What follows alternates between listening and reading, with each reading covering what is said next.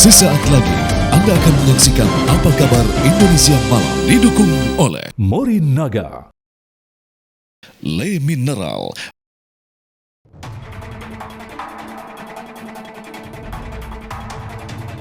Pemerintah serius untuk perang melawan judi online. Dan untuk memastikan masyarakat tidak dapat mengakses layanan judi online, terhitung sejak 25 Juni 2024, Kemenkominfo memerintahkan para penyedia layanan internet untuk menutup akses jalur koneksi internet dari dan ke Filipina serta Kamboja.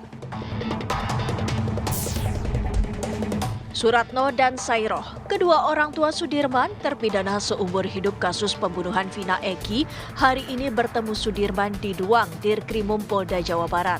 Suasana haru menyelimuti pertemuan orang tua anak ini.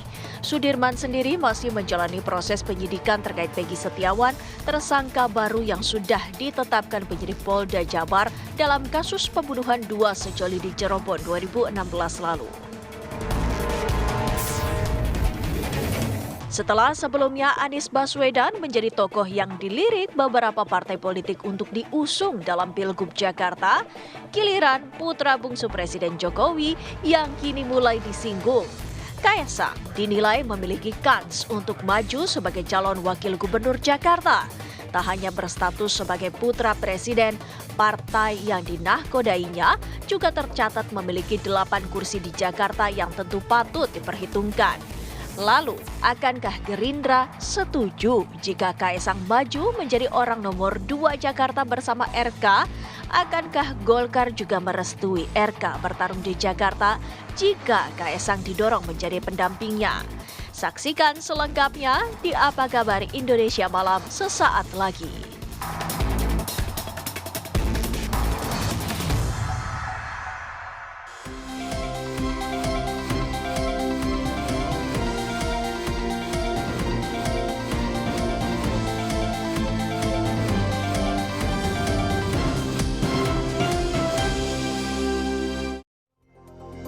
Assalamualaikum warahmatullahi wabarakatuh. Selamat malam pemirsa, apa kabar Anda hari ini? Seperti biasa, Apa Kabar Indonesia Malam menemani istirahat malam hari Anda. Saya Caca Anissa dan juga rekan saya Ken Ane. Di malam hari ini Apa Kabar Indonesia Malam masih membahas soal Pilkada Jakarta, yang mana nama Kaesang Pangarep resmi atau mungkin juga dikatakan begitu ramai digadang-gadang maju dalam Pilkada Jakarta. Sejumlah partai politik dianggap punya kans besar untuk mengusung dia pemirsa menjadi orang nomor 2 di Jakarta pemirsa. Pertanyaannya, bagaimana kemudian tanggapan partai politik mulai dari Partai Golkar, Gerindra dan juga PKS dan juga PSI pemirsa. Itu yang akan saya bahas di Apa Kabar Indonesia Malam bersama dengan rekan saya Ken Ane. Ya. Ken, ada apa lagi Ken? Selain itu di Apa Kabar Indonesia Malam kami akan mengajak Anda pemirsa untuk melihat temuan baru terkait dengan kematian bocah SMP Afif Maulana di Padang, Sumatera Barat yang diduga tewas karena dianiaya oleh oknum aparat. Namun dokter forensik justru menginformasikan bila Afif ini meninggal bukan karena terjatuh dari jembatan tapi karena terpeleset. Selengkapnya di Apa Kabar Indonesia Malam untuk Anda.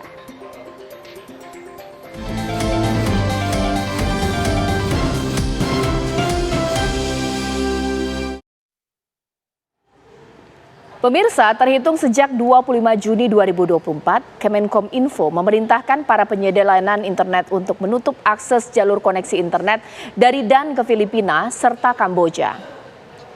Menurut Direktur Pengendalian Aplikasi Informatika Kominfo, Teguh Arifiadi, pemblokiran ini dilakukan berdasarkan hasil riset dan laporan yang menunjukkan mayoritas pengoperasian dari internet pemirsa ataupun peruntukan untuk rumah judi online ini berasal dari kedua negara tersebut. Upaya ini setidaknya menjadi perhatian bagi pemerintah lokal untuk tidak mudah memfasilitasi pembuatan atau pengoperasian judi online dari negara-negara sekitar Indonesia. Kominfo juga menegaskan pentingnya menjaga hubungan luar negeri dengan negara-negara sekitar dan Kominfo terus berupaya untuk mengawasi dan juga mengendalikan akses internet untuk bisa melindungi masyarakat Indonesia dari jeratan judi online.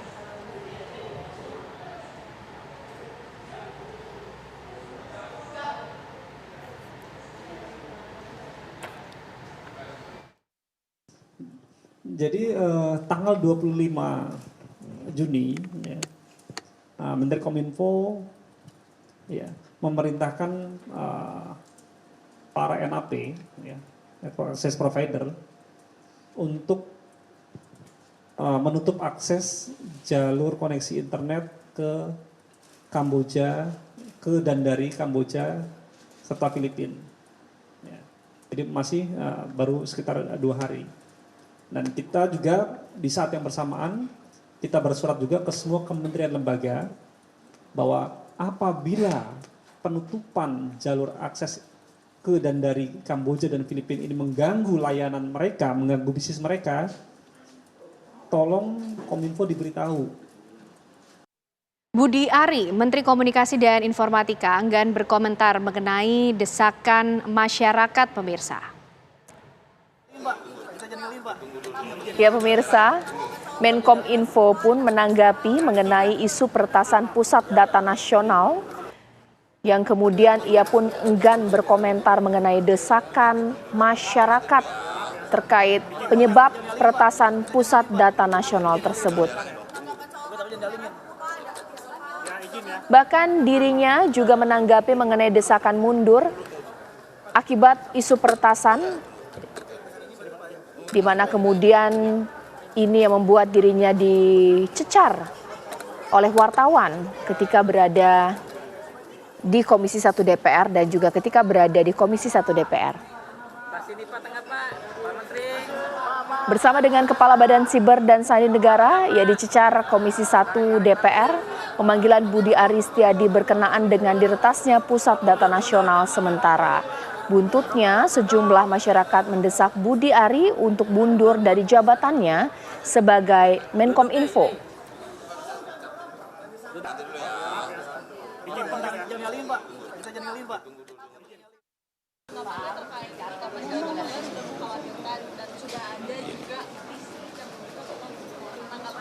No comment kalau itu haknya masyarakat untuk bersuara. Ya, yang pasti tadi hasil rapat dengan Komisi 1 kita tidak ada indikasi dan belum ada bukti terjadinya kebocoran data. Kita ke informasi lain, mantan Menteri Pertanian Syahrul Yassin Limpo hari ini menjalani sidang tuntutan di Pengadilan Negeri Tipikor Jakarta. SYL didakwa melakukan pemerasan dan gratifikasi dengan total 44,5 miliar rupiah di lingkungan Kementan pada rentang waktu 2020 hingga 2023. SYL memasuki ruang sidang sekitar pukul 14 pada siang tadi. Ia menjalani sidang kali ini tanpa didampingi anak dan istrinya. Jaksa Komisi Pemberantasan Korupsi membacakan surat tuntutan setebal 1.576 halaman.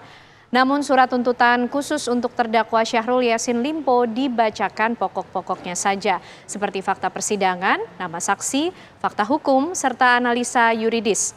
Kesimpulan dan amar dibacakan secara lengkap. SYL mengaku siap menghadapi sidang tuntutan dan akan mengembalikan uang yang berdasarkan putusan sidang menjadi tanggung jawabnya dalam kasus dugaan pemerasan dan gratifikasi di Kementan.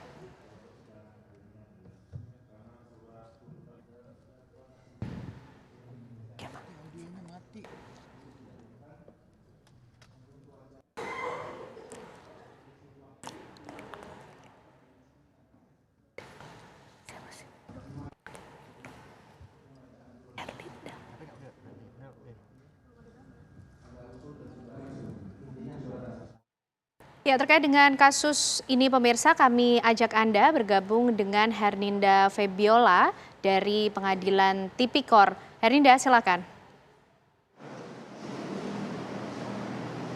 Ya, selamat sore Ken dan juga pemirsa. Pada hari ini sidang pembacaan tuntutan Syahrul Yassin Limpo selaku mantan Menteri Pertanian dalam kasus tindakan pemerasan dan juga gratifikasi di lingkungan Kementan telah usai. Adapun jaksa dan juga hakim telah membacakan atau menjatuhkan tuntutan kepada SYL dan juga kedua terdakwa lainnya, dalam hal ini Kasdi Subagiono dan juga Muhammad Hatta. Sebelum membacakan tuntutan, hakim memberikan menyebutkan hal-hal yang memberatkan SYL, yaitu hal yang memberatkan berupa terdakwa tidak berterus terang dalam memberikan keterangan atau berbelit-belit, lalu terdakwa selaku menteri telah menciderai kepercayaan masyarakat, dan juga terdakwa tidak mendukung program pemerintah dalam pemberantasan tindakan pidana korupsi dan tindak pidana korupsi yang dilakukan terdakwa dengan motif tamak, dan juga tuntutan yang hal yang meringankan, yaitu terdakwa telah berusia lanjut atau 69 tahun pada saat ini, dan juga terdakwa Syahrul Yassin Limpo dijatuhkan pidana berupa pidana penjara selama 12 tahun dikurangi selama terdakwa berada dalam tahanan, dan pidana denda sebesar 500 juta rupiah, subsidi pidana kurungan selama 6 bulan maksud kami. Lalu membebankan kepada terdakwa Syahrul Yassin Limpo untuk membayar uang pengganti sebesar 44,2 miliar dan ditambah 30 ribu dolar dikurangi dengan jumlah uang yang disita dan dirampas dalam perkara ini, dengan ketentuan jika terdakwa tidak membayarkan uang tersebut dalam waktu 1 bulan, maka putusan hukum akan tetap berjalan, maka harta bendanya dapat disita oleh jaksa untuk lelang dan menutupi uang pengganti tersebut. Jika tidak mencukupi untuk membayar uang pengganti, maka akan dijatuhi pidana tambahan penjara sebanyak 4 tahun. Lalu pihak dari SYL maupun dan tim hukumnya ini akan melakukan pledoi atau pembelaan. Pihak kuasa hukum tentunya sangat menghormati putusan yang diberikan jaksa penuntut umum maupun dari hakim. Namun menurutnya pihak jaksa tidak melihat kinerja SYL selama menjadi menteri dan selama proses persidangan ini menjadi sia-sia. Maka dari itu tim kuasa hukum akan mengajukan pledoi dan dijadwalkan pada hari Jumat tanggal 5 Juli 2024 sekitar pukul 13.30 waktu Indonesia Barat. Dan juga sebagai informasi tambahan, dua terdakwa lainnya yaitu Muhammad Hatta didakwa 6 tahun penjara, dan juga selain Muhammad Hatta, Kasdi Subagio juga dijatuhkan 6 tahun penjara. Kembali ke studio, Ken. Ya, Herlinda Febiola mengabarkan langsung dari Pengadilan Tipikor Jakarta. Terima kasih atas informasinya. Kita lanjut ke informasi lainnya, pemirsa, di mana salah satu terpidana kasus pembunuhan Vina dan Eki, yakni Sudirman, hari ini mendapat kunjungan keluarganya di Polda Jawa Barat. Keluarga terpidana Sudirman mendatangi Polda Jawa Barat dengan didampingi kuasa hukum. Keluarga yang datang menjenguk Sudirman adalah kedua orang tua dan kakak kandungnya. Hanya kedua orang tua Sudirman, Suratno dan Sairoh, yang mendapat izin menjenguk Sudirman dalam kunjungan yang sudah dijadwalkan pada hari ini. Kuasa hukum kedua orang tua Sudirman, Sarjono, mengungkap sebelumnya mereka telah berusaha menemui Sudirman di rumah tahanan Bancai, namun batal lantaran penahanan Sudirman telah ditangani Polda Jawa Barat. Suratno dan Sairoh yang lama tidak bertemu dengan anaknya Sudirman akhirnya dipertemukan dengan Sudirman di ruang Dirkrimum Polda Jawa Barat.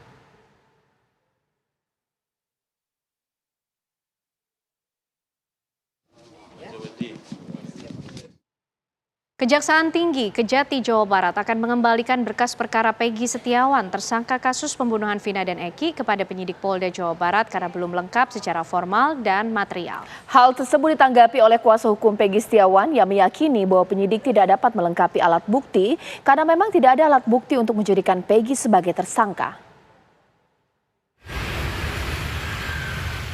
Berkas perkara Peggy Setiawan, tersangka kasus pembunuhan Vina dan Eki, yang diterima Kejaksaan Tinggi Jawa Barat dari penyidik Ditreskrimum Polda Jawa Barat pada 20 Juni 2024 lalu telah diperiksa tim jaksa peneliti Kejaksaan Tinggi Jawa Barat. Hasil dari penelitian tim jaksa pada 24 Juni 2024, tim jaksa peneliti menyampaikan bahwa berkas perkara Peggy Setiawan belum lengkap. Tim jaksa peneliti sudah mengirimkan pemberitahuan bahwa hasil penyidikan belum lengkap kepada rekan-rekan penyidik Polda Jabar. Terkait berkas tersebut belum dikembalikan, di dalam 7 hari ke depan, mulai hari ini akan dikirimkan kepada teman-teman penyidik Polda Jabar. Sejauh ini berkas perkara tersebut belum dikembalikan, tim jaksa masih membuat petunjuk hal-hal yang harus dilengkapi terkait dengan penyidikan kasus pembunuhan Vina baik secara material maupun formal. Kejaksaan Tinggi Jawa Barat sudah menyampaikan pemberitahuan terkait bekas perkara yang belum lengkap tersebut melalui surat P19 yang telah dikirimkan ke Polda Jawa Barat. Menanggapi hal tersebut, kuasa hukum Peggy Setiawan Tony RM meyakini jika penyidik tidak akan bisa melengkapi alat bukti karena dinilai memang tidak ada alat bukti yang dapat menjadikan kliennya Peggy Setiawan sebagai tersangka perkara kasus pembunuhan Vina Eki di tahun 2016 silam. Kami yakin ya penyidik Polda Jawa Barat tidak akan bisa melengkapi alat bukti karena memang alat buktinya itu memang tidak ada. Sementara alat bukti yang bisa menunjukkan Peggy Setiawan sebagai pelaku, sebagai pelaku yang melakukan tindak pidana pembunuhan, itu tidak ada. Sidang pra-peradilan Peggy Setiawan dijadwalkan digelar pada Senin 1 Juli mendatang setelah pada Senin 24 Juni lalu terpaksa ditunda karena tidak hadirnya pihak Polda Jawa Barat. Sementara itu, keluarga Peggy Setiawan terus berharap agar Peggy segera dibebaskan karena mereka meyakini Peggy tidak bersalah dan tidak terlibat dalam kasus pembunuhan Vina dan Eki yang terjadi di Cirebon. Karena pada saat kejadian, Peggy tengah berada di Bandung. Dari Cirebon, Jawa Barat, Ervan Septiawan, TV One mengabarkan. Kematian Afif Maulana, bocah SMP di Padang, Sumatera Barat yang tewas diduga karena dianiaya aparat masih menyisakan tanya. Kami hadirkan informasi selengkapnya untuk Anda usai jeda. Kembali lagi apa kabar Indonesia Malam pemirsa. Kematian Afif Maulana, bocah SMP di Padang, Sumatera Barat tewas pemirsa diduga karena dianiaya aparat masih menyisakan tanda tanya. Ya, Kapolda Sumatera Barat Irjen Pol Suharyono menyebut tak ada kesalahan prosedur penanganan di Jembatan Kuranji, tempat jenazah Afif ditemukan. Namun, keluarga meyakini korban tidak jatuh ke sungai lantaran luka lebam yang ditemukan di tubuh Afif. Lantas benarkah kematian Afif tak dipicu tindakan aparat?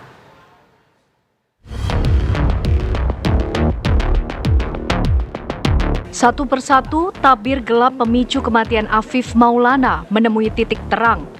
Remaja 13 tahun asal Padang, Sumatera Barat ini merenggut nyawa, diduga bukan karena kekonyolan saat menyelamatkan diri dari operasi polisi membubarkan tawuran. Namun Afif disebut-sebut menjadi korban kebrutalan aparat berseragam. Saya nggak ngelihat anak saya itu nakal, gitu nggak ada. Itu pun dia juga penakut orangnya.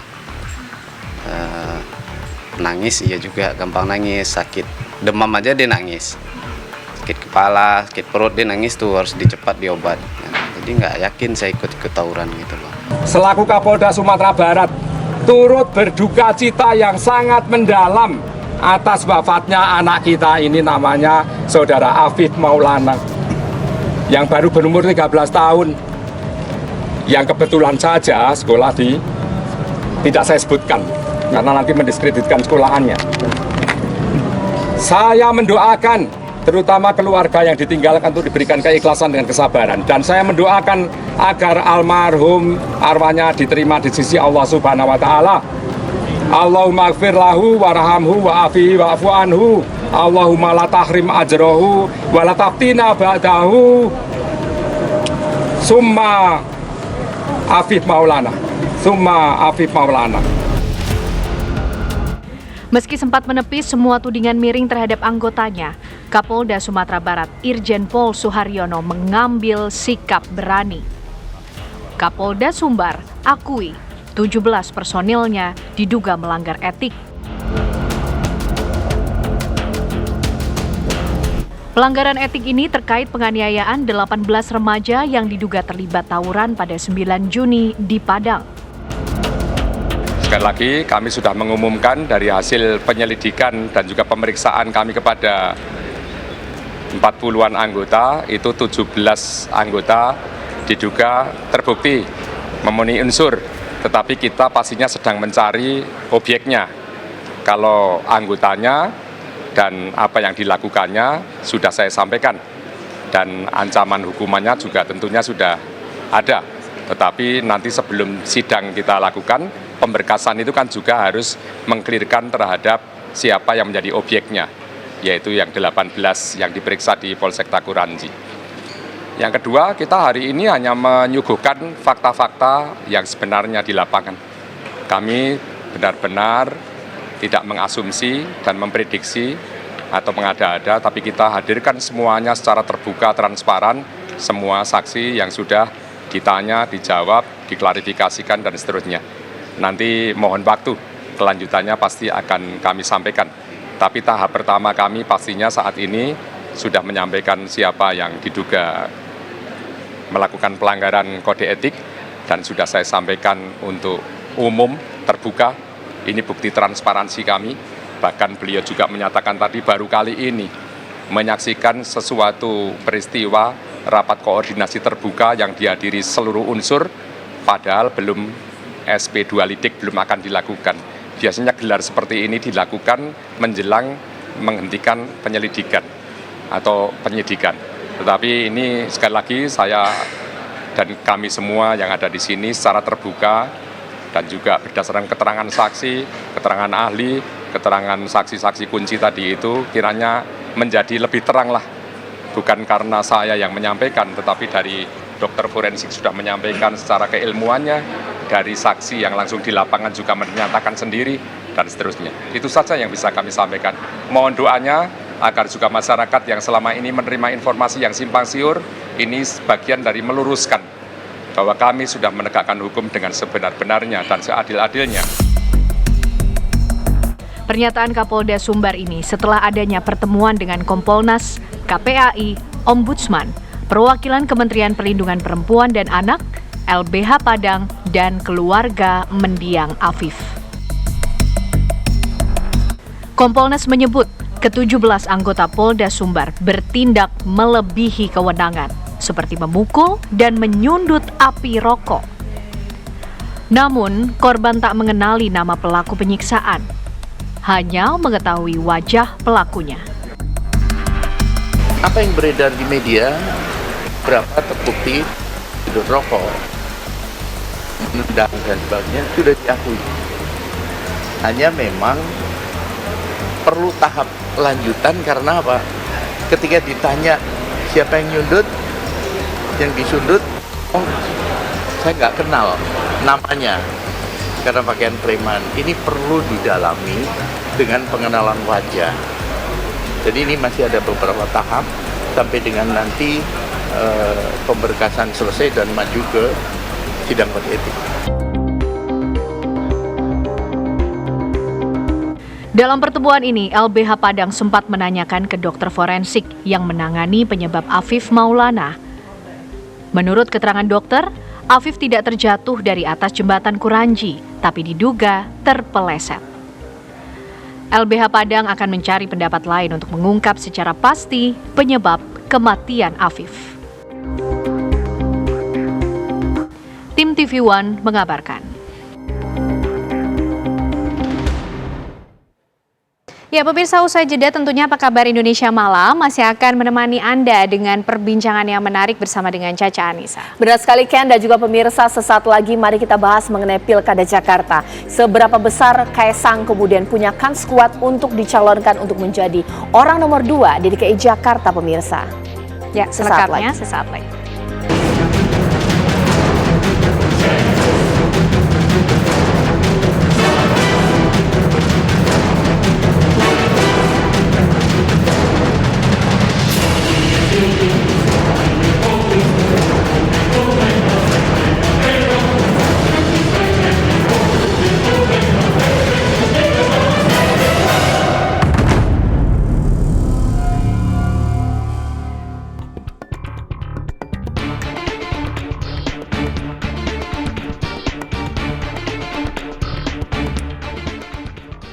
Meski masa pendaftaran calon kepala daerah yang akan maju di Pilgub Jakarta November mendatang belum resmi dibuka, namun geliat para tokoh yang digadang-gadang maju terus memanas.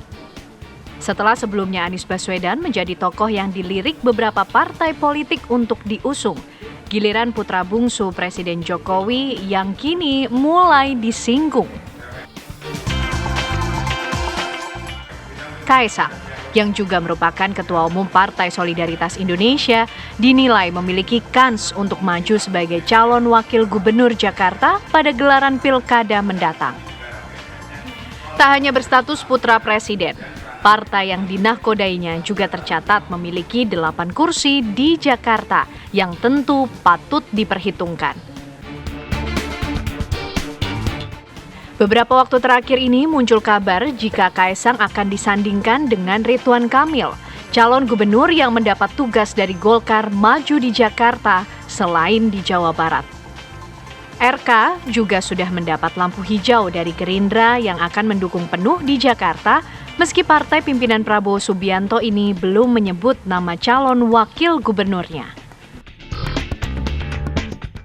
Lalu, akankah Gerindra setuju jika Kaesang maju menjadi orang nomor 2 Jakarta bersama RK?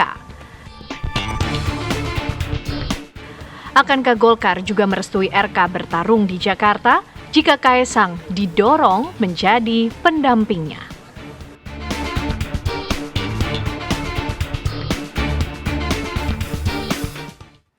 Kompetisi untuk mendapatkan kursi nomor 1 dan nomor 2 di Jakarta memang makin hari makin panas, pemirsa. Ketika Anies Baswedan begitu dirilik partai politik untuk diusung dalam Pilkada Jakarta, sekarang nama Ridwan Kamil. Kira-kira siapa yang cocok untuk berpasangan dengan RK? Sekarang nama Kaesang kemudian pun dapat sorotan. Pertanyaannya adalah, ini bagaimana kans Kaesang? Apakah benar kalau Kaesang didorong untuk maju menjadi orang nomor 2 di Jakarta? Karena memang ini diinginkan oleh Presiden Jokowi dan menjadi ujian untuk Koalisi Indonesia Maju. Itu yang saya bahas di Apa Kabar Indonesia Malam. Mewakili PSI di sini ada Mas Dede Prayudi. Selamat malam. Selamat malam, Mbak. Terima kasih sudah diundang. Pengamat politik kita Mas Agung Baskoro di sini. Pengamat komunikasi politik pastinya. Dan saya juga telah tersambung dengan 2 narasumber, mewakili Partai Gerindra ada Mas Habibur Rahman dan juga mewakili Partai Golkar ada Bang Dev Laksono. Selamat malam. Assalamualaikum Bapak-bapak. Waalaikumsalam, gimana kabarnya Mbak Caca? Kabar baik, Ada alhamdulillah. Habib, Pak Habib, ada Mas Dede, Mas Agung, sehat semua? Alhamdulillah sehat. Iya, sambil saya menunggu ya Mas Habib, apakah sudah jelas di sini? Mungkin saya ke Mas Habib terlebih dahulu. Nah, ini bagaimana Partai Gerindra menanggapi hal ini? Nama Kaesang kan sedang disorot, ada yang mengatakan bahwa memang ini didorong untuk maju untuk Pilkada Jakarta. Ada nama besar Presiden Jokowi juga yang saat ini digadang-gadang mendorong nama anaknya untuk maju. Dan katanya memang ini dibenarkan juga oleh Partai Gerindra pernah membahas ini dengan Kim soal nama Kaesang untuk Pilkada Jakarta. Tanggapannya Bang? Ya, kalau berbagai nama tentu pernah dibahas ya. Pak, nama Mas Kaesang ini juga muncul di konstituen kami di grassroots, diusulkan untuk menjadi cawagup. Terlepas siapapun cagup yang akan diusung oleh Partai Gerindra. Ya, mekanismenya di kami ya.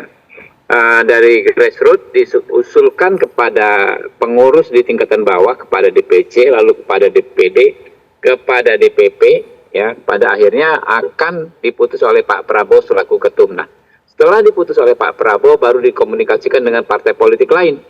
Ya, karena memang Partai Gerindra tidak memiliki cukup kursi untuk memenuhi kuota pencalonan. Nah, berdasarkan hal tersebut tentu wajar bila memang ada komunikasi interpartai antara partai-partai politik, termasuk diantaranya membahas nama Mas Kaesang ini.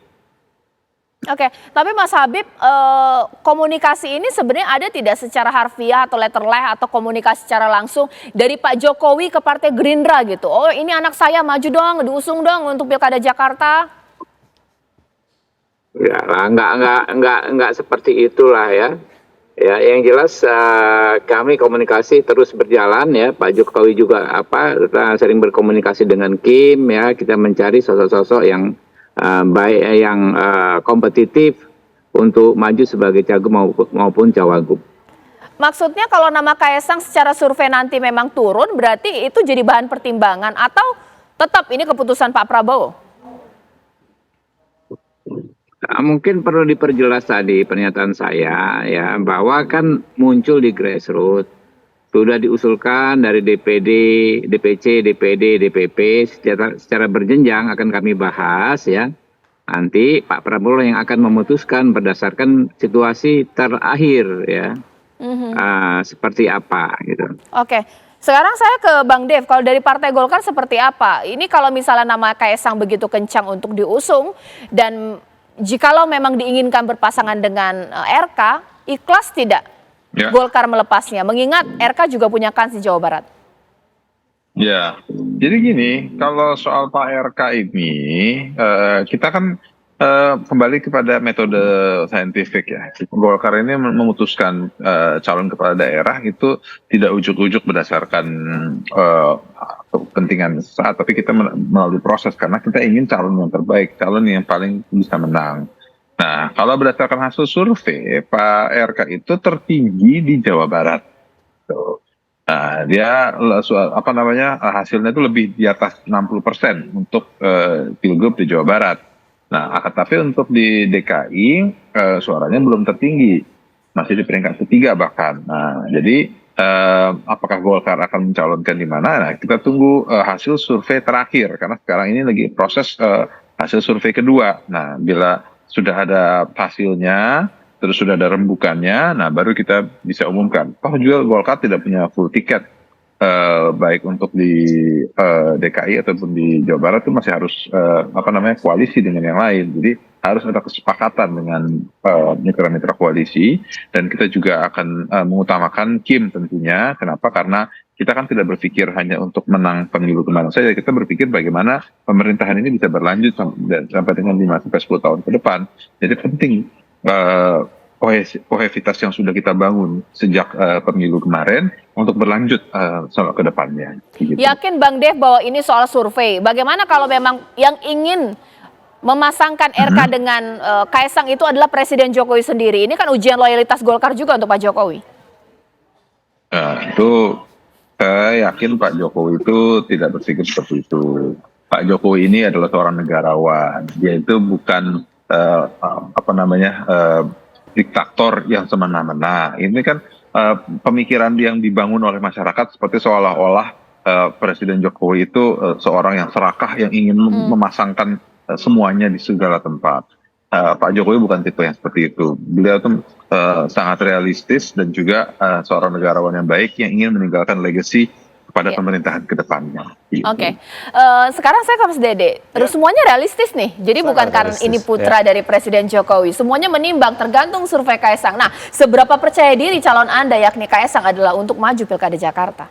Ya begini, ketika Mas Kaesang sudah resmi kami calonkan, tentunya kepercayaan diri itu sudah berada di titik 100%. Oke. Ya. Tapi yang menjadi masalah adalah PSI sendiri belum pernah mendaftarkan Mas Kaesang di Des Pilkada PSI itu sendiri. Gitu. Jadi begini, sebelum kita mendaftarkan itu, karena ini ketua umum kami, maka pertama-tama harus dibahas dulu di rapat internal. Baik itu formal maupun informal. Begitu ya. Ini belum pernah dilakukan. Boro-boro kita berbicara soal kita membuat rencana. Boro-boro kita berbicara soal kita mendaftarkan nama ketum kami kepada Des Pilkada kami. Jadi itu semua belum ada. Kenapa belum ada? Karena ada dua hal. Hal pertama, karena putusan MA ya yang menggadang-gadang bahwa Kaesang diuntungkan, bahwa Pak Jokowi kemudian disebut mendesain skenario dan lain-lain. Hal ini kan belum turun menjadi PKPU, gitu. Bahwa kemudian dia akan menjadi PKPU, ini kan prosesnya ada dua kemungkinan. Kemungkinan pertama, dia bisa aja langsung menjadi PKPU yang diputuskan oleh KPU. Dan ini stakeholdernya bukan kami. Atau cara kedua, bisa saja dia melalui diskusi di DPR yang kemudian PKPU melanjutkan sehingga terjadilah revisi PKPU, gitu ya. Dan ini pun stakeholdernya bukan kami. Kami hanya nerima apapun yang akan terjadi dan apapun yang akan diputuskan, begitu. Dan dari dua kanaling tersebut, ya, ini kalau misalnya, nih, kita di PSI sudah membicarakan ini. Kalau sudah membicarakan ini, yang namanya partai politik, Mbak, kita sudah harus membicarakan yang namanya konfigurasi koalisi. Kita sudah harus membicarakan yang namanya chemistry antara si tokoh-tokoh. Kita sudah harus membicarakan yang namanya kans kemenangan. Kita sudah harus membicarakan yang namanya basis dukungan dan lain-lain. Kalau misalnya kita sudah membicarakan sejauh itu, tapi kemudian PKPU ini belum menjadi barang, ya ini kan namanya kita membuang waktu, tenaga, energi, dan pikiran. Nah inilah yang kita nggak mau. Jadi Mas Kaesang sampai dengan hari ini di PSI, itu belum kami rencanakan untuk maju di pilkada, terutama dalam hal ini adalah pemilihan di daerah provinsi manapun. So, kalau misalnya ya saat itu digadang-gadang Mas Kaisang maju di kota Bekasi, pernah ya. Juga di kota Surabaya pernah, sekarang di Jakarta ya. Ini kan datangnya bukan dari PSI gitu. Tapi satu hal yang pasti, PSI merasa terhormat ketika kadernya, ketika ketua umumnya itu digadang-gadang untuk menjadi paslon di Pilkada 2024 ini, terutama di area strategis yang namanya Jakarta ini. Satu hal yang pasti yang kedua itu adalah PSI, siapapun yang kami usung, sudah pasti, sekali lagi saya garis bawahi, sudah pasti ini dalam rangka menjaga kekompakan, menjaga soliditas Koalisi Indonesia Maju. Jadi Koalisi Indonesia Maju ini bukan ujian, ini adalah dinamika, Mbak. Dikunci ya, menjaga soliditas Koalisi Indonesia Maju. Itu yang menjadi poin penting di segmen berikutnya pemirsa. RK Kaisang maju Pilkada Jakarta, realistis atau ujian loyalitas? Sesaat lagi nanti Mas Agung akan bahas usai jeda berikut. Mas Kaisang makin sering tampil ini. Oke, sekarang saya ke Mas Agung Baskoro ya. Kira-kira dari dua jawaban dari elit partai politik kita, dari Gerindra bahkan juga dari Partai Golkar, sekiranya apa langkah yang mereka akan ambil? Ujian loyalitas dari Koalisi Indonesia Maju atau mereka harus realistis tergantung survei? Kaisang ini kira-kira probabilitas menang seperti apa? Bagaimana Mas Agung? Iya, pertama kalau dari sisi Gerindranya memang kata loyalitas itu pas. Tapi kalau dari sisi Golkar ini realistis aja karena memang basisnya survei gitu. Jadi kalau ditanya mana yang paling penting di antara dua itu, saya kira sama-sama penting karena Jakarta dan Jawa Barat ini dua provinsi yang sangat krusial untuk menguji apakah Koalisi Indonesia Maju ini memang solid sampai akhir. Dalam artian kita tahu memang desainnya untuk pilpres sebenarnya, bukan untuk pilkada.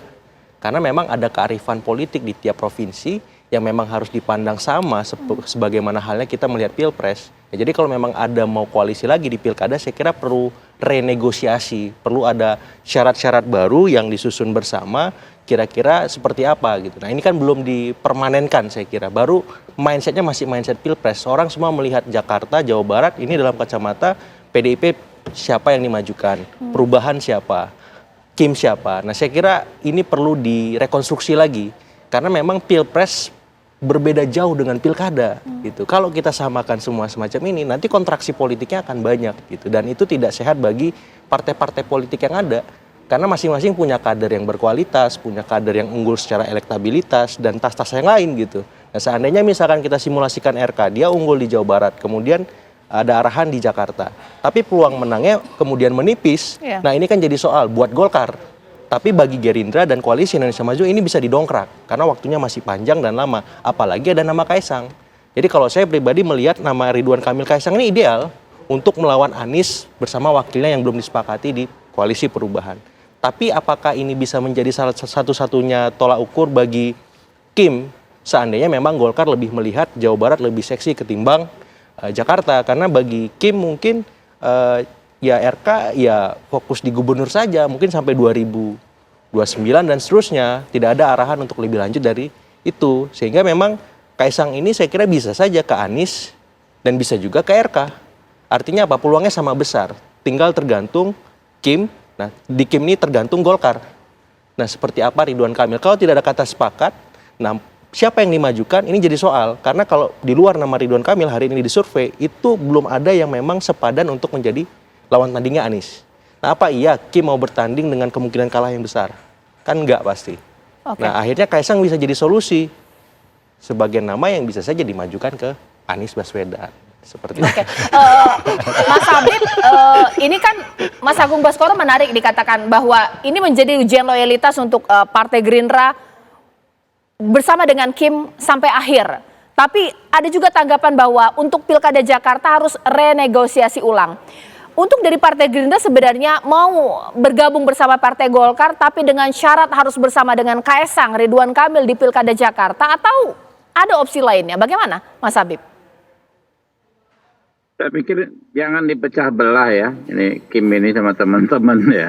Jadi gini, namanya kita format pilkada ya, sebisa mungkin kita menguasai sebanyak mungkin pilkada. ya, terutama daerah-daerah yang dianggap strategis seperti Jawa, ya, kemudian di Jakarta, ya, Jawa Tengah, Jawa Timur, Jawa Barat, dan Jakarta.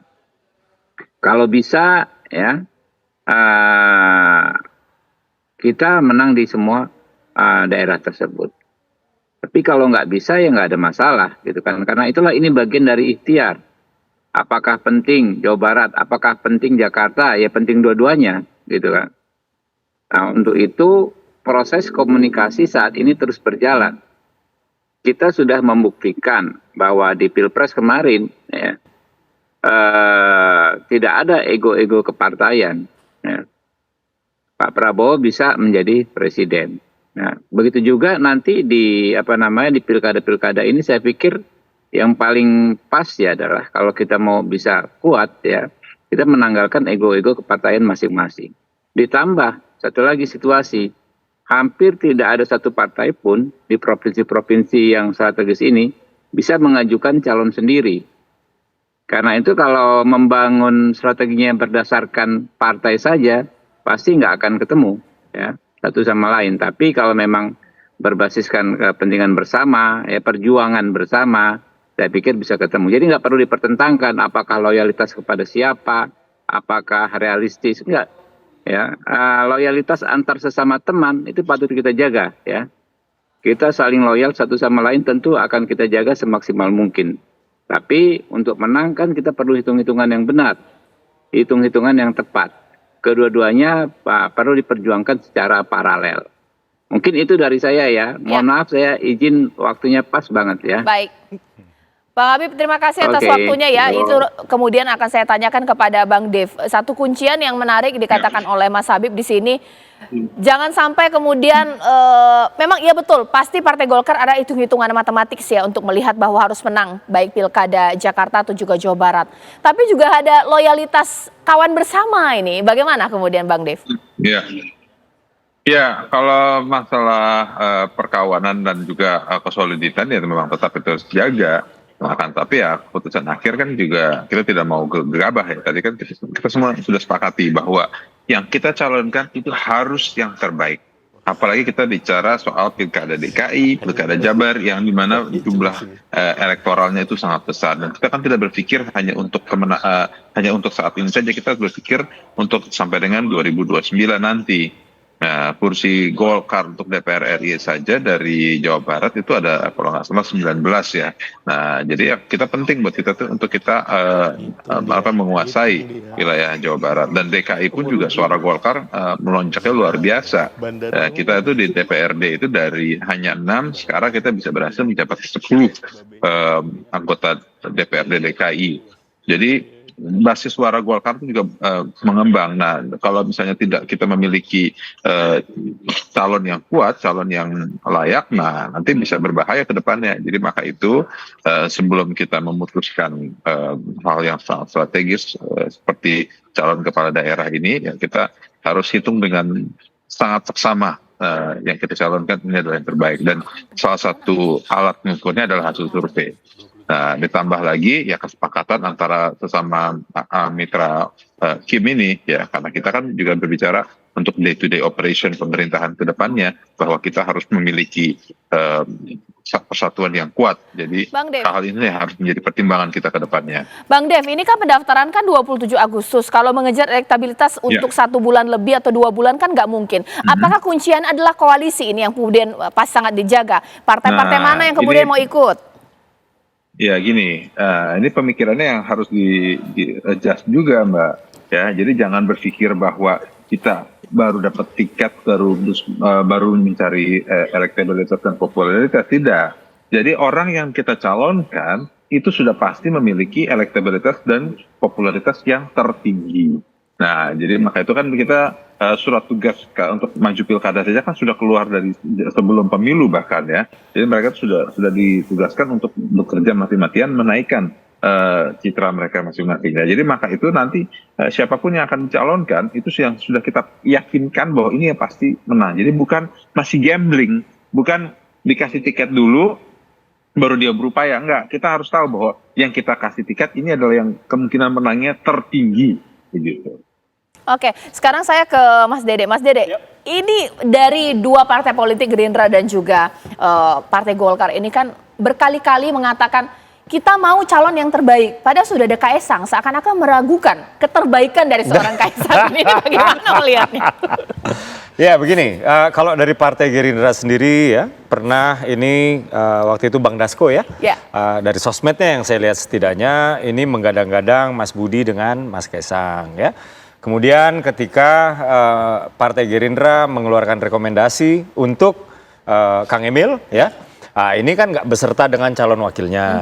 Tapi kemudian kita bisa melihat Partai Amanat Nasional atau PAN ya, ini mengeluarkan semacam statement yang dalam hal ini dikeluarkan oleh Bang Zulhas yang mengatakan ini adalah RK dengan Kaesang yang kemudian menjadi Mbak Zita dengan Mas Kaesang. Jadi kalau misalnya kita berbicara soal Mas Kaesang yang seolah-olah tidak diinginkan, rasanya keliru ya. Justru kebalik ya, justru kebalik. Saya itu menghadiri undangan media itu biasanya karena ada pihak eksternal itu menggadang-gadang nama Mas Kaesang. Oh, gitu. Jadi gitu ya? Iya, dulu di Bekasi itu yang menggadang-gadang adalah relawan Prabowo Gibran.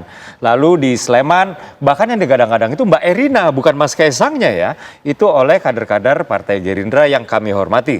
Lalu di DKI Jakarta, pernah juga di Surabaya. DKI Jakarta ini ada PKB. Saat itu Ketua PKB DKI ya Pak Hasbiala Ilyas itu mengatakan insya Allah Anies Kaesang menang.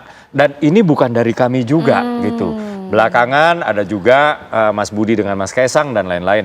Tapi satu hal yang pasti ya, di internal PSI masih berlangsung proses ya.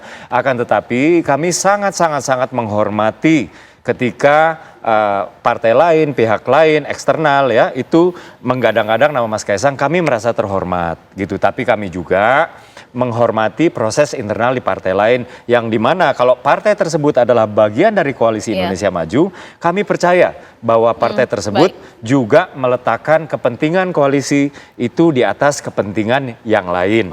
Misalnya kalau misalnya mereka ada hitung-hitungan partainya sendiri, tentu saja mereka juga meletakkan hitung-hitungan koalisi Indonesia Maju di dalamnya. Kurang lebih seperti itu Mbak Caca. Bang Dev, ini dijelaskan oleh Mas Dede ini Kaesang ini magnetnya bukan ngadi-ngadi ya, nggak main-main, dia sholat Jumat aja dia itu. Banyak langsung orang ikut sholat Jumat. Apakah memang benar Partai Golkar nggak mau atau mungkin jangan-jangan pengen banget gitu loh untuk berpasangan dengan Kaesang bersama dengan RK, bagaimana? Ya, itu gini Mbak, kan ya tadi saya bilang lah, kita semua kembali ke hasil survei aja. Nanti kalau memang hasil surveinya itu bagus, pasti kita gini, pertama kita utamakan adalah kader dan pengurus, ya. Lalu kedua juga kita lihat hasil survei. Kalau hasil surveinya itu memang memungkinkan, ya baru kita bisa pertimbangkan. Jadi ya kita semua kembalikan ke hasil survei, baru bisa kita bahas lebih lanjut langkah-langkah ke depannya gimana, karena hal strategis ini harus diputuskan langsung oleh Ketua Umum melalui berbagai macam pertimbangan yang sangat amat detail. Oke, boleh ditanggapi di sini Mas Agung, seberapa penting sih survei kemudian untuk pilkada khususnya Jakarta, atau itu bisa didongkrak lah dengan mesin-mesin partai politik yang nanti akan berkoalisi? Iya, kalau di Golkar memang tradisinya memang dari survei sejak dua pemilu sebelumnya, dua pilkada sebelumnya yang saya tahu. Jadi memang bahkan sekarang ini ada dua tahapan di internal Golkar ketika ingin merekomendasikan seorang kepala daerah di tingkat provinsi, kota, kabupaten, surveinya harus memang paling tinggi. Kemudian setelah itu prosesnya baru diturunkan surat rekomendasi. Nah kalau tidak, mereka akan melirik teman di koalisi Indonesia Maju untuk dipasangkan dalam kontestasi. Nah saya kira apa yang dijelaskan Bang Dev ini senafas dengan alur di internal Golkar. Nah problemnya, apakah ini sama dengan alur di internal koalisi Indonesia Maju? Pertama itu. Yang kedua, saya melihat memang ini semacam sejarah Pilpres yang sedikit banyak bisa jadi terulang, di mana ketika itu ada sosok namanya Pak Prabowo yang kesulitan mencari wakil. Ya, waktu itu ada nama Khofifah dari Demokrat, ada Erick Thohir dari PAN, ada Erlangga Hartarto dari Golkar. Nah, karena ini deadlock, akhirnya tiba-tiba muncul atas nama Gibran Rakabuming Raka.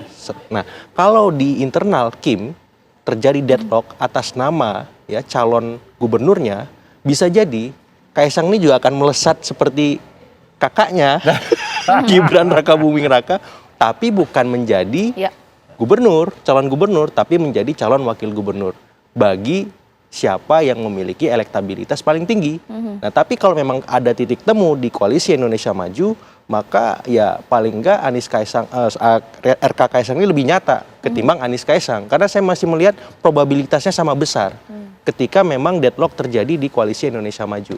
Karena memang masing-masing punya nalar politik bahwa ini elektabilitas penting, tapi di saat yang sama loyalitas juga kita utamakan seperti itu. Oke, Bang Dev, jadi kapan kira-kira Partai Golkar memberikan keputusan untuk jadi RK ini akan di Jawa Barat atau di Jakarta, bahkan berpasangan dengan siapa? Karena sebentar lagi ya, akhir Agustus ya Bang Dev, harus pendaftaran seperti apa? Pendaftaran itu kan ditutup tanggal 27 ya, Betul, 27 betul. Agustus ya. Berarti masih ada waktu sampai tanggal 26 Agustus untuk keluar rekomendasi tersebut. 26 Agustus kosong-kosong ya. Iya. Baik. Nah, Nah. kenapa harus selama itu gitu? Kita menunggu terlalu lama gitu. Kalau lebih cepat kan lebih baik. Enggak, tadi kan saya bilang masih ada waktu sampai dengan. Nah, tapi ya kalau ditanya kapan ya bisa kapan saja, tunggu saja. Kalau cuman tadi kan yang saya tegaskan lagi ya, survei kita kan berdasarkan hasil survei. Survei pertama sudah keluar, sekarang ada survei kedua. Nah, survei kedua ini sedang berjalan. Insya Allah pertengahan Juli sudah rampung survei kedua. Ini kenapa butuh waktu segitu lama ya? Ini Mas Agung kan juga ahlinya nih soal survei. Ini survei kan memang memakan waktu untuk membaca datanya. Dan juga ini kan surveinya dilakukan secara nasional ya. Ini kan ada berapa ratus pilkada, ada 540-an ya. Lupa ya. 545 ya total ya dengan kabupaten kota provinsi ya. Betul. 545 pilkada, surveinya itu berjalan secara bersamaan. Nah, jadi nanti setelah rampung semuanya baru kita bahas satu persatu.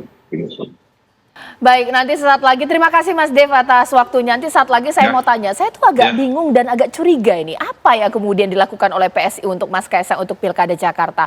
Dulu aja waktu di Depok, waduh segede-gede gaban. Saya kalau misalnya ke Depok itu kalau nggak ngelihat fotonya Mas Kaisang itu nggak mungkin gitu kan, gede banget. Untuk Jakarta kenapa? Apakah jangan-jangan takut nih? Karena kemarin itu begitu bilang Pak Jokowi nyodor-nyodorin nama Kaisang yang partai politik. Sesaat lagi pemirsa.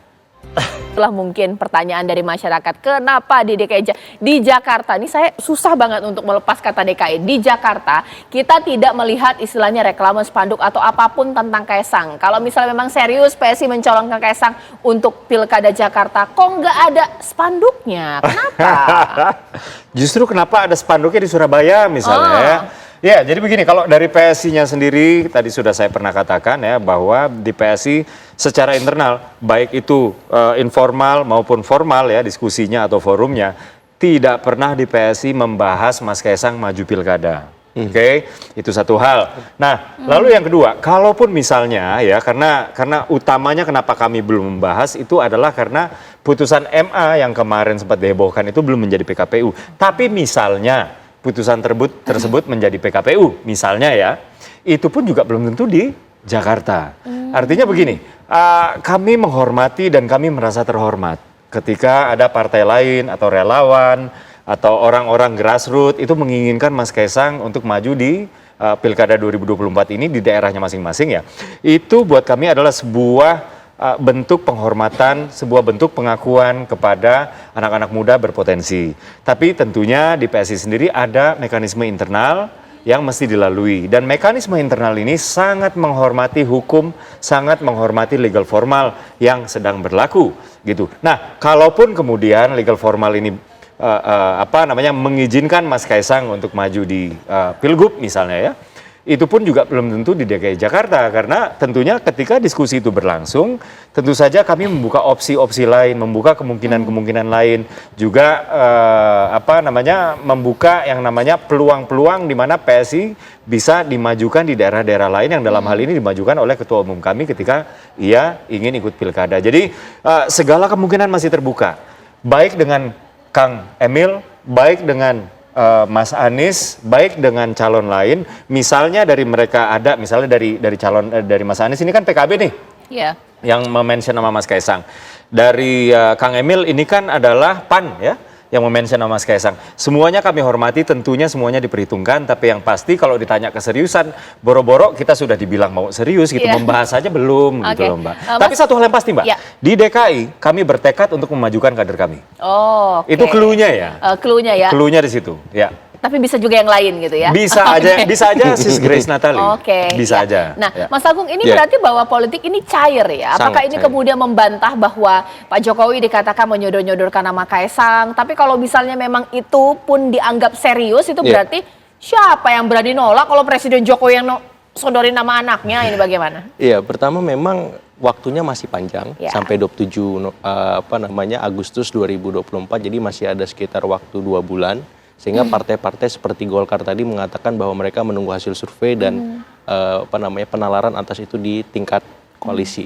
Yang kedua memang ada latar di mana ya suka atau tidak Pak Jokowi masih berkuasa sampai 20 Oktober 2024. Nah tapi setelah itu kan Pak Prabowo. Nah saya kira memang ini yang nggak bisa dipisahkan dengan nalar elit kita ketika akan bertanding di Jakarta. Apalagi kemarin ada survei Litbang Kompas tuh bahwa kekuatan endorsement Presiden Jokowi sampai pada level 54,3%. Artinya nalar ini penting ditempatkan sama pentingnya dengan keputusan para ketum partai ketika mereka memajukan kandidat-kandidatnya di beragam pilkada termasuk Jakarta karena memang ini dekat sekali dengan istana. Nah yang ketiga memang yang jadi pertimbangan juga Mas Kaisang ini memang punya banyak potensi tidak hanya di pilkada ya tapi di kabinet misalkan atau membesarkan partai sehingga Mas Dede tadi bilang ya ini belum ada balihonya, belum ada billboard dan seterusnya karena di internal masih proses, di eksternal juga aturannya belum baku gitu. Jadi ini semua akan kita lihat ujungnya memang 1 bulan ke depan minimal. Karena apa? Karena memilih calon gubernur maupun calon wakil gubernur untuk Jakarta itu sama halnya atau sama pentingnya seperti memilih siapa calon presiden dan calon wakil presiden kita untuk 2029. Jadi elit politik kita benar-benar sangat hati-hati, begitu cermat di semua koalisi. Tapi memang dinamis ini karena apa? Karena saya melihat di koalisi perubahan sendiri, Anies sendiri masih kebingungan nyari wakil. Nah di Kim itu masih kebingungan nama siapa yang akan diusung sebagai kandidat gubernurnya. Nah di koalisi PDIP dan P3, karena Perindonya sudah nyebrang ke PKS seperti itu, malah terancam tidak bisa mencalonkan ketika tidak ada bola liar dari Kim maupun dari koalisi perubahan. Jadi kalau ada bola liar, ini opsi PDIP bisa menguat dan bisa jadi ada 3 pasang. Tapi kalau misalkan ini tidak ada bola liar dari Kim dari koalisi perubahan, maka opsinya 2 pasang. Seperti itu. Sehingga kalau 2 pasang, maka aroma-aroma Pilpres putaran kedua begitu pekat terasa seperti itu. Mas Dede, sebenarnya kalau dari PSI sendiri atau juga dari Mas Kaisang sudah melakukan penjajakan dengan partai politik tidak sih? Karena mengusung seseorang untuk maju menjadi calon gubernur dan juga calon wakil gubernur itu kan harus berkoalisi. Atau jangan-jangan nggak usah lah, ini anak presiden ini, partai politik lah yang mendekat. Nah, kita kan nggak tahu nih kalau ada ego seperti itu bagaimana? Enggak dong. Jadi pertama-tama kalau kita berbicara dalam konteks DKI, kursi kami itu 8 kursi. Artinya kami membutuhkan ya sampai dengan 22 kursi itu sekitar 14 kursi lah ya. Dan ini kan melebihi jumlah kursi yang kami miliki. Artinya di sini kami tahu diri juga ya. Dan ketika kita berbicara soal komunikasi dengan partai lain, saat ini Mbak Caca, komunikasi itu dilakukan di level provinsi. Nah, kalau misalnya Mbak Caca memperhatikan perkembangan terakhir di PSI DKI, Sis Elva, Ketua DPW PSI DKI Jakarta, DKI atau DKJ ya, itu baru saja bertemu dengan Ketua Nasdem Jakarta, yaitu Mas Wibi. Dan itu baru aja terjadi 2 hari yang lalu. Gitu. Jadi sebenarnya kalau mau dibikin isu ini lebih liar lagi loh. Kok nggak Mas Kaisangnya kemudian ketemu enggak ya? Enggak, karena kalau di PSI ini diawali dulu dari kawan-kawan di daerah. Kami di DPP menghormati kawan-kawan di daerah, terlebih dahulu membangun chemistry. Setelah kawan-kawan di daerah membangun chemistry, bahkan sampai akhirnya mengeluarkan rekom, ya, baru kami di DPP itu membahas secara serius. Jadi kalau misalnya kami yang di DPP ini ditanya sekarang, ini belum ada pembicaraan serius, Mbak Caca. Bahkan 2 minggu lalu ya, Ketua Umum Forkabi, Ketua Umum Forkabi loh, itu mendaftarkan diri melalui PSI untuk maju Pilgub, gitu. Jadi hal-hal seperti ini yang beliau mendaftarkan diri melalui DPW PSI DKI ya. Jadi hal-hal seperti inilah yang harus kami hormati. Bahkan saya ya, ketika mendapatkan, Bang, bapak asuh gue nih mau ikut pilkada, saya langsung arahkan pilkadanya level provinsi atau wali kota kabupaten kota. Oh kabupaten kota silakan melalui DPD gitu. Jadi kita menjaring nama tersebut itu berjenjang dan kami ini nggak mungkin membahas ini seserius itu sebelum kawan-kawan PSI DKI itu mengeluarkan rekom. Kurang lebih seperti itu. Dan kan kami memantau juga. Ini Sis Elva baru ketemu Mas Wibowo, bisa jadi rekomnya ini kepada siapapun yang diusung oleh Partai Nasdem. Dan kami harus menghormati itu dan kami harus memperhitungkan itu. Begitu Mbak Caca. Mas Agung, kalau dari format Kaesang ini kita lihat gambar ini kan, dia bagi-bagiin buku ke anak ya, bagian dari sosialisasi meskipun anak nggak punya hak politik ya, seperti itu ya. Apakah memang sudah tepat gaya komunikasi dan juga cara dari Kaesang untuk maju menjadi orang nomor 2 di Jakarta bahwa oke, untuk partai organisasi kamu jalan melakukan pendekatan untuk bersosialisasi komunikasi dengan partai politik, urusan saya elektabilitas seperti itu bagaimana? Iya, karena memang ada pekerjaan rumah yang besar dari Kaesang untuk meningkatkan magnet elektoralnya. Karena biar bagaimanapun pilkada ini kan uji figur, uji magnet figur seperti itu. Sehingga kalau ini tidak digarap dengan serius oleh Kaesang, maka posisi tawar dia di partai-partai besar katakanlah seperti Golkar, Gerindra dan lain-lain itu tidak tinggi.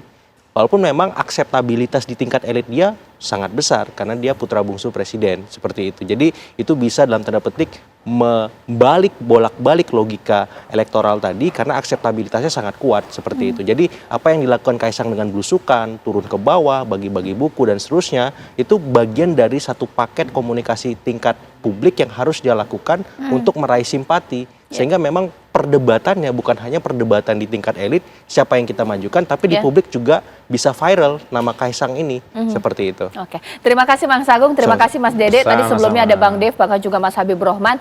Nah, kita tunggu bagaimana nanti geliat politik khususnya untuk Pilkada Jakarta, bahkan juga Kaesang, kansnya seperti apa, dan juga Ridwan Kamil. Sesaat lagi rekan saya Ken Anu sudah siap tampaknya dengan informasi penting lainnya. Ada apa Ken? Ya betul sekali Caca dan juga pemirsa. Usai jeda apa kabar Indonesia Malam tentu masih akan menemani Anda dengan informasi masih seputar politik pemirsa. Partai Kebangkitan Bangsa menilai keputusan PKS mengusung Anies Baswedan dan Sohibul Iman di Pilkada Jakarta merupakan blunder politik. Selengkapnya usai jeda.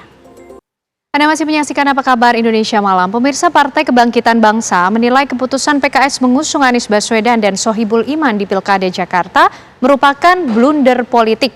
Keputusan yang dilakukan PKS secara sepihak justru akan membuat buntu komunikasi dengan partai lain yang ingin berkoalisi. Sementara itu, poros koalisi di Pilkada Jakarta diprediksi hanya diikuti 2 poros koalisi yang saling berkontestasi.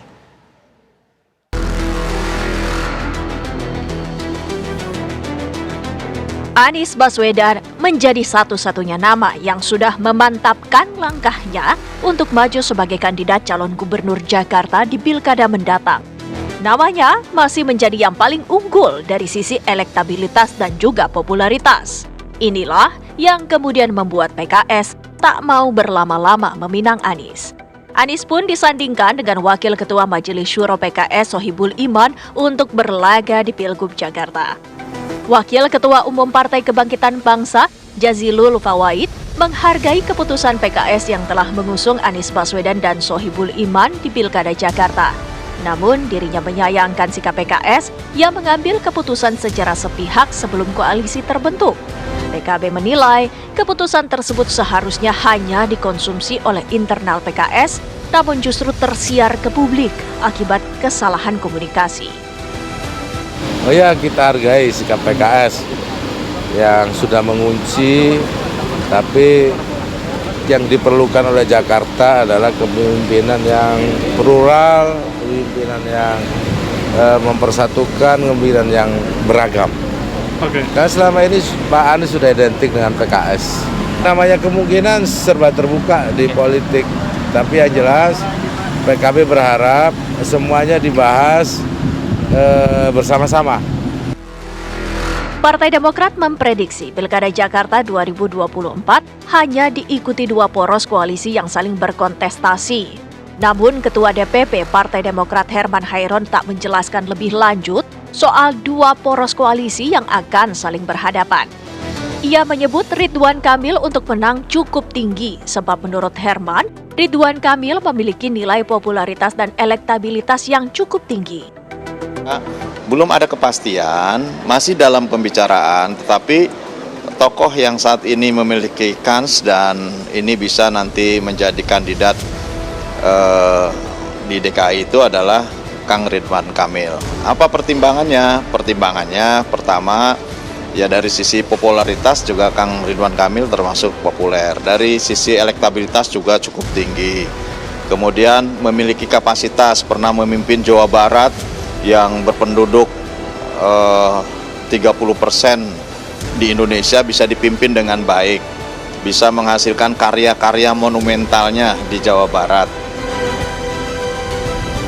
Selain belum ada kesepahaman PKB dan PKS dalam pengusungan pasangan Anies Baswedan di Pilgub Jakarta, Koalisi Indonesia Maju juga masih belum satu suara dalam mengusung Ridwan Kamil untuk menjadi calon gubernur Jakarta. Tim TV One mengabarkan. Komisi 1 DPR menggelar rapat kerja dengan Menkominfo dan Badan Siber dan Sandi Negara BSSN soal data yang hilang dan serangan hacker yang terjadi di Pusat Data Nasional. Rapat kerja berlangsung panas. Kepada publik, langkah-langkah apa yang akan dilakukan oleh pemerintah. Kamis kemarin, Komisi 1 DPR melaksanakan rapat kerja dengan Menkominfo dan Badan Siber dan Sandi Negara atau BSSN di Gedung DPR Jakarta. Dalam rapat, Menkominfo Budi Aris Setiadi memaparkan serangan atas Pusat Data Nasional. Dalam rapat, Menkominfo Budi Aris Setiadi memaparkan serangan atas Pusat Data Nasional sementara di Surabaya dan langkah-langkah pemulihannya. Kepada anggota Dewan, Kepala Badan Siber dan Sandi Negara, Legend Purnawirawan Hinsa Siburian pun menyampaikan proses pemulihan data yang berlangsung hingga saat ini. Kita sudah melakukan langkah-langkah sesuai dengan mekanisme bagaimana suatu forensik dilakukan, tapi memang awalnya kesulitan juga karena semua data itu terenkripsi. Ya, jadi ada kesulitan di forensik ini, tapi kemarin syukur masih ada data yang bisa kita analisis dan sekarang masih berproses. Nanti hasilnya pasti akan kita sampaikan. Suasana mulai memanas setelah bola panas mengenai backup data di PDN sementara Surabaya tidak ada terlontar. Ketua Komisi 1 DPR Mutia Hafid pun menanyakan kepada pihak Telkom mengenai isu adanya kelalaian dari pihak Telkom. Ada indikasi kelalaian pegawai Telkom yang mengakibatkan ransomware ini bisa masuk ke sistem Anda. Jadi orangnya mungkin nggak ngerti, nggak harus terlibat juga, tapi lalai. Ya. Baik, Ibu Ketua, jadi kami untuk itu betul-betul menunggu hasil audit forensik dari BSSN yang nanti akan disampaikan juga kepada kita. Dan itu akan kita tindak lanjuti. Demikian, Ibu. Yang kedua, apakah pernah ada permintaan backup dari Telkom kepada Kominfo? Karena kuasa anggaran untuk backup ini ada di Kominfo. Silakan. Jadi terkait dengan backup ini, Ibu Ketua, kami sampaikan bahwa kita menyediakan infrastruktur sesuai dengan KAK, ya, apa tadi? Kerangka acuan kerja atau kita sebut TOR. Jadi di dalam TOR itu disebutkan untuk mesin utama berapa VM, mesin backup berapa VM. Pertanyaannya bukan itu, Pak. Pertanyaannya apakah ada Bapak meminta supaya ke Kominfo backup? Itu pertanyaan singkat. Itu tidak dalam kerangka kerja kita. Bapak belum pernah minta kan? Belum pernah. Jadi gini, Ibu saya lanjutkan sedikit. Bapak kan tahu yang namanya data itu kan harus ada backup. Ya. Bapak nggak minta supaya di backup. Bapak sebagai penyelenggara pengadaan itu, Bapak kok nggak minta bahwa ini rawan terjadi sesuatu? Kok Bapak kok diam-diam aja? Mohon dijawab, Pak. Boleh tambah, mungkin silakan. Sedikit pertanyaan Bentar, sambungan, Telkom Bu. mau jawab dulu. Sambungan, Bu. Sambungan, silakan. Karena bicara KAK, jadi apakah di dalam KAK-nya itu sudah termasuk include kalau itu dari pihak yang punya kerjaan itu mewajibkan backup, Pak? Enggak, Ketua, sedikit tambahan Ketua. Ini hal yang simpel yang bodoh saja ya. Handphone kita ini setiap beberapa waktu itu pasti otomatis diminta untuk diupdate, di backup datanya di cloud kita. Kok pemerintah memiliki data dengan jumlah triliunan tera tapi tidak ada backup datanya? Itu yang jadi pertanyaan kita semua. Bahkan anggota Komisi 1 DPR TB Hasanuddin tidak dapat menyembunyikan kejengkelannya karena menangkap adanya saling lempar tanggung jawab dari penanganan kasus peretasan PDN. Bapak harus tanggung jawab. Iya, ini negara kesatuan Republik Indonesia, ada pemimpinnya, dari kelas menengah, kelas bawah sampai bawah dan sebagainya. Jangan saling melempar. Kata Dirjen, sekian. Kata Telkom, oh kami sudah menyediakan, tapi tidak dipakai dan sebagainya. Lalu mengapa tidak dipakai? Oh aturannya belum ini dan sebagainya. Enggak begini. Kalau kalian laki-laki, kalian pejabat negara, tanggung jawab. Saya kurang korek, siap bertanggung jawab atas pekerjaan saya. Itu jantan berhadapan dengan rakyat, Bapak. Terima kasih. Setelah itu, para anggota Komisi 1 pun memberondong pemerintah dengan berbagai pertanyaan. Hingga akhirnya, suasana pun dinetralkan oleh Ketua Komisi 1. Kalau memang lembaga-lembaga dan institusi yang ada di pusat data sementara nasional ingin membackup, iya harus balik lagi ke Kominfo izinnya gitu. Jadi tolong di sini kita nggak mau dengar pemerintah menyalahkan. Dan mohon maaf dari Kominfo tadi awalnya ini agak seolah bahwa ini KL-KL lain nggak mau backup gitu. Ada seolah-olah itu yang kita tangkap tadi gitu. Saya sekali lagi akan sampaikan poin ketika membuka rapat ini. Bapak-bapak kompak atau tidak sebagai pemerintah? Kalau udah nggak kompak nggak beres. Ini teknologi sudah lawannya sulit, pemerintah saling salah-salahan. Jadi tolong ini selesai di sini, habis ini nggak boleh lagi ada yang ini karena ini, begitu ya. Oke, kita lanjut. Mana tadi yang belum dijawab? Selanjutnya penyusunan shortlist dan Dalam penjelasannya, Menkominfo menyatakan backup data PDN terkendala peraturan. Menkominfo menyatakan saat ini pemulihan data tengah dilakukan. Saat ini baru 2% data yang berhasil dipulihkan. Data bisa kembali itu seberapa yakin? Gini, itu informasi nggak bisa saya sampaikan secara terbuka. Kenapa? Karena kan kita nggak tahu nanti kita bilang beres nih, dia dengar dia sikat lagi ekornya, gitu loh. Biar aja itu nanti informasi akan saya sampaikan secara tertutup, ya Bu. Yang penting kita tetap optimis. Begitu. 2024 dan evaluasi tata kelola PDN. Tim TV One mengabarkan. Harus minta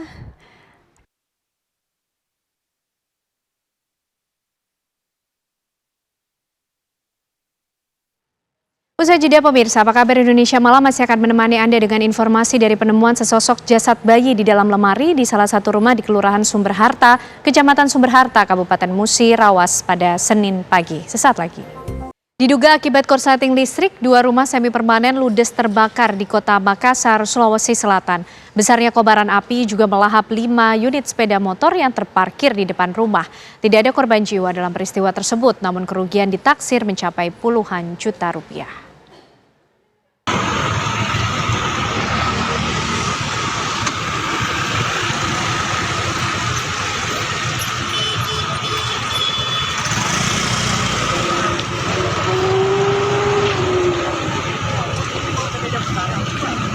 Kebakaran. Jalan Perintis, jalan baru yang menuju ke Perintis.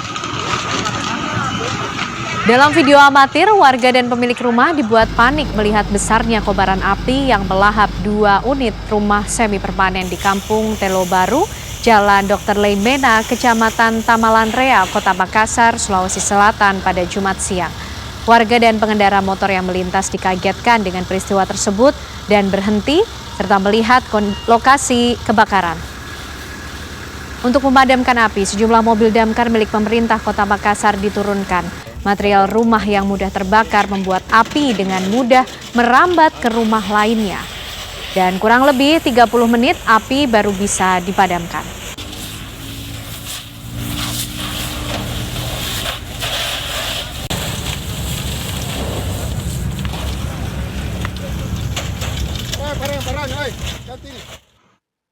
Kebakaran hebat kembali melanda kawasan pemukiman padat penduduk di Jalan Mojopahit, Kecamatan Siantar Utara, Kota Pematang, Siantar, Sumatera Utara pada Jumat dini hari tadi.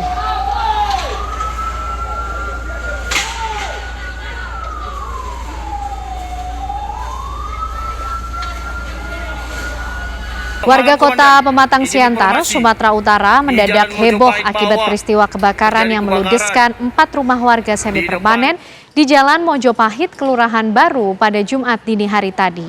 Dari informasi yang diperoleh, peristiwa kebakaran ini diduga akibat korsleting arus listrik yang berasal dari rumah kediaman korban Suhartono. Diduga karena tiupan angin kencang dan rumah yang terbuat dari bahan yang mudah terbakar, api kemudian cepat membesar dan merembet ke 3 rumah lainnya hingga nyaris rata dengan tanah. Warga sekitar yang mengetahui peristiwa kebakaran ini dibantu 5 unit damkar milik Pemko Pematang Siantar tiba setelah terjadinya peristiwa kebakaran ini pun berjibaku guna memadamkan api. Api dapat dipadamkan 4 jam setelah terjadinya peristiwa kebakaran ini.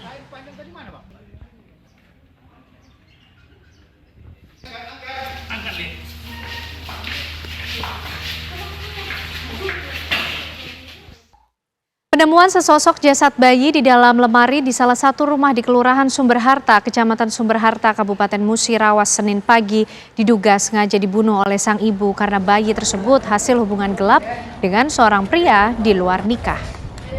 Kini pelaku ditetapkan sebagai tersangka di Mapolres Musirawas, Sumatera Selatan.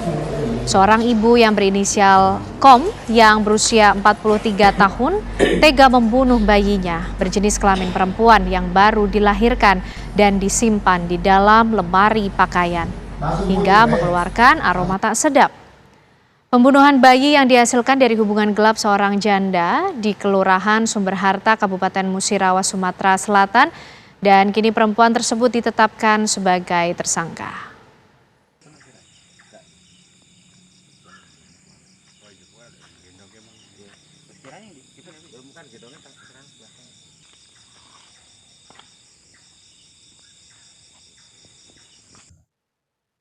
Kita akan memperbarui informasi mengenai kasus ini pemirsa bersama dengan Kasat Reskrim Polres Musirawas, Sumatera Selatan ada AKP Herman Junaidi. Selamat malam Pak Herman.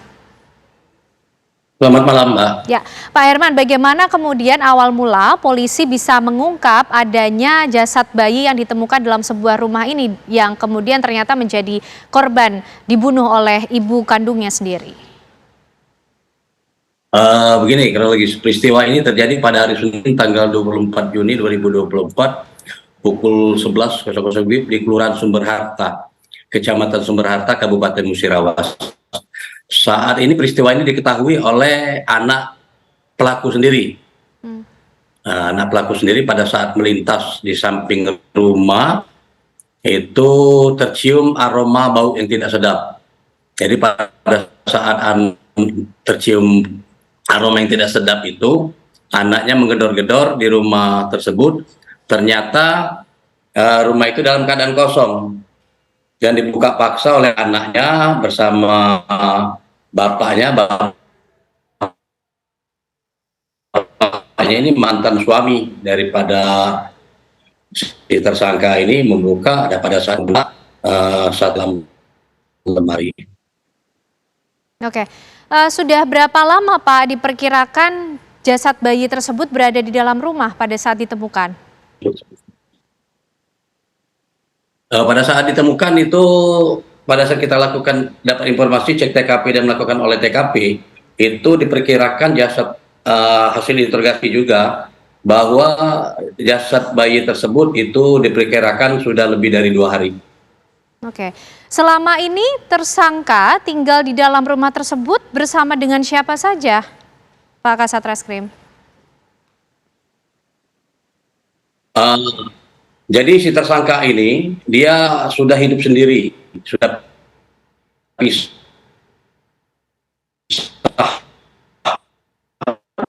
dengan suaminya selama 2 tahun. Baik, terima kasih Kasat Reskrim Polres Musirawas, Sumatera Selatan, AKP Herman Junaidi sudah bergabung malam hari ini di Apa Kabar Indonesia Malam. Selamat malam Pak.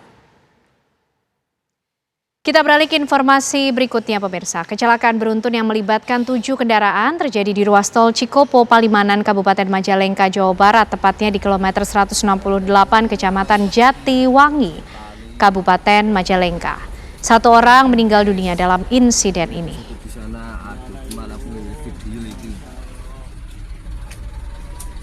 Kecelakaan berawal dari truk yang melaju kencang di jalur A dari arah Jakarta menuju Jawa Tengah di tol Cipali. Diduga sopir truk mengantuk dan tidak tahu adanya penyempitan jalur sehingga menabrak kendaraan yang melaju lambat di depannya dari arah belakang. Kendaraan yang ditabrak truk itu pun menabrak kendaraan lain sampai melibatkan 7 kendaraan. Dalam kecelakaan ini, 1 keluarga dilarikan ke Rumah Sakit Cideres Majalengka, 2 mengalami luka ringan dan 1 orang meninggal dunia pada saat di perjalanan menuju rumah sakit. Sementara penumpang dari kendaraan yang lainnya mengalami luka ringan. 7 kendaraan yang terlibat yakni 5 minibus dan 2 truk mengalami rusak yang cukup parah pada bagian depan dan belakang.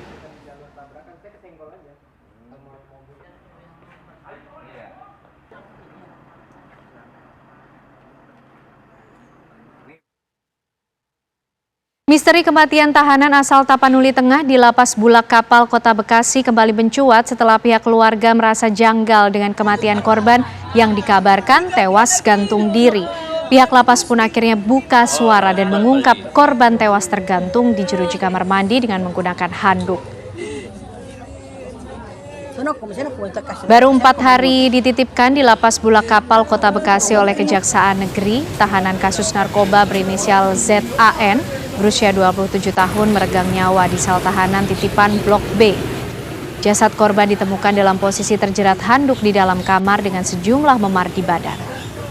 Keluarga korban yang melihat kondisi korban penuh luka langsung membuat laporan ke kepolisian dan menduga korban tewas dikeroyok di dalam lapas. Sementara Kepala Lapas Kelas 2A Bulak Kapal menyebut korban ditemukan meninggal dunia pada Minggu 19 Mei pada pukul 7 pagi oleh teman sekamar korban dengan kondisi tergantung menggunakan handuk. Diduga korban mengalami depresi lantaran ditangkap polisi akibat terjerat kasus narkoba. Kalian nunggu bareng sholat dulu.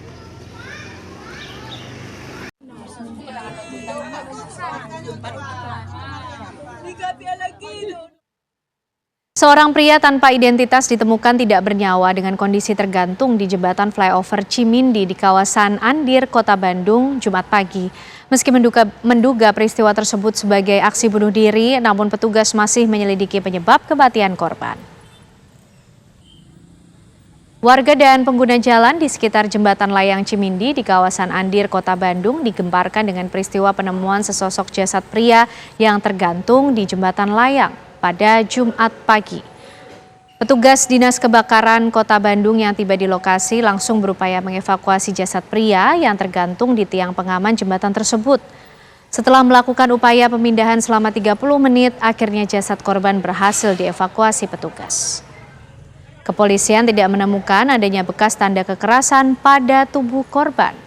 Meski menduga peristiwa tersebut sebagai aksi bunuh diri, namun petugas masih melakukan penyelidikan terkait penyebab kematian korban. Petugas kemudian membawa jasad korban ke Rumah Sakit Bayangkara Sartika Asih Bandung guna melakukan visum untuk mengetahui penyebab kematian.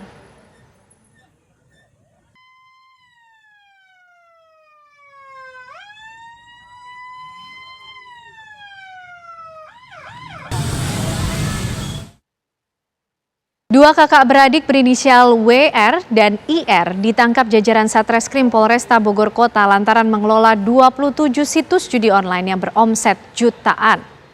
Modusnya, kedua orang ini memasang iklan pada akun selebgram, namun di sekitar 70 akun yang dipasangi iklan judi online-nya adalah palsu dengan tujuan agar selebgram lain merasa tertarik.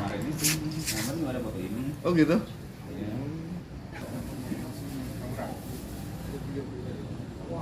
Dua kakak beradik ini ditangkap jajaran Satreskrim Polresta Bogor Kota di kawasan sekitar Katulampa, Kota Bogor. Dalam operasinya, kedua kakak beradik ini memasang iklan situs judi online yang dalam akun media sosial milik selebgram dengan pengikut yang banyak. Lantas para selebgram itu diberikan imbalan berupa uang. agar selebgram lain yang followersnya sudah ratusan ribu tertarik menerima tawaran iklannya. Ia pun membuat akun palsu milik selebgram tertentu yang dipalsukan. Kedua tersangka ini membuat sedikitnya 27 situs judi online dengan sasaran para penjudi di wilayah Jabodetabek yang situsnya kini sudah dimintakan ke Kominfo untuk diblokir.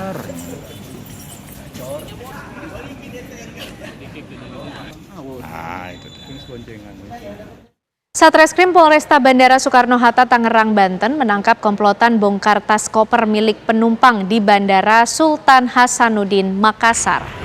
Kelima pelaku tersebut merupakan petugas porter dari maskapai Lion Air dan mereka memanfaatkan waktu delay pesawat sehingga dengan leluasa menggasak barang berharga penumpang.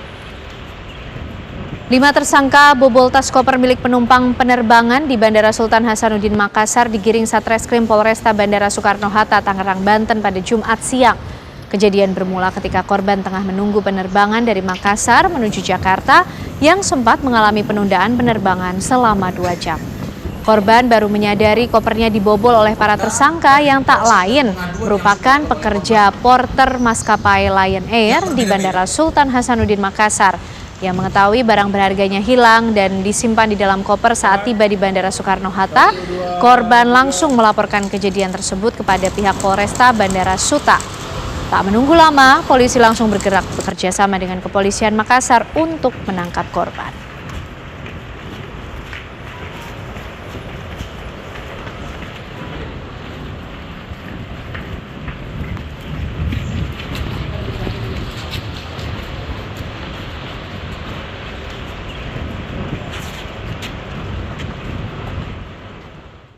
Informasi tersebut pemirsa sekaligus mengakhiri kebersamaan kita di Apa Kabar Indonesia malam ini. Ya benar sekali Ken, tapi kita harus mengingatkan kepada pemirsa Ken untuk menyaksikan One on One bersama Tisa Noveni dengan judul Duet Sohibul Iman Antara Aman dan Terancam. Saya Caca Anissa. Saya Ken Ana dan teman-teman yang bertugas di Apa Kabar Indonesia malam pamit. Terima kasih, selamat malam, sampai jumpa.